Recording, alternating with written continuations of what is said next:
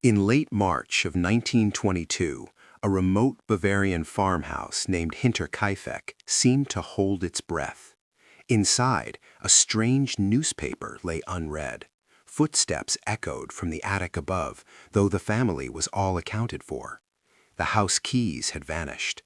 Something was moving through the home, speaking only in the language of creaking floorboards. Then, on the night between March 31st and April 1st, the whispers fell silent. All 6 members of the Gruber family, along with their new maid, were murdered, their bodies left scattered between the house and the barn. But this was no crime of passion or robbery. Nothing of value was taken. The home was not ransacked. It was eerily tidy, as if the killer valued order more than mercy. Days later, on April 4th, neighbors finally discovered the scene, and in the melting snow, they found the story's most chilling clue.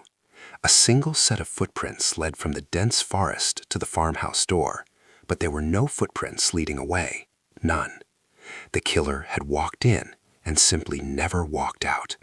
This is the detail that haunts the case to this day.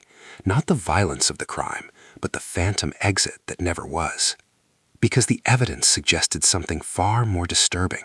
For several days after the murders, someone remained. Smoke was seen rising from the chimney.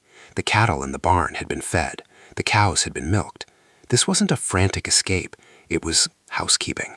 An investigator noted that the kitchen stove was still warm, unnerving him more than the bodies in the barn. Food had been eaten from the pantry.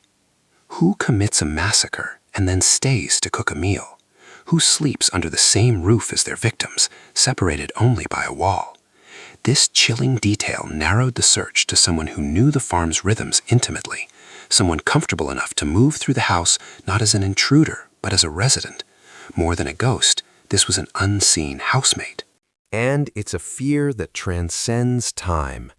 The most terrifying intruder isn't the one who breaks in, but the one who stays, as if they belong there.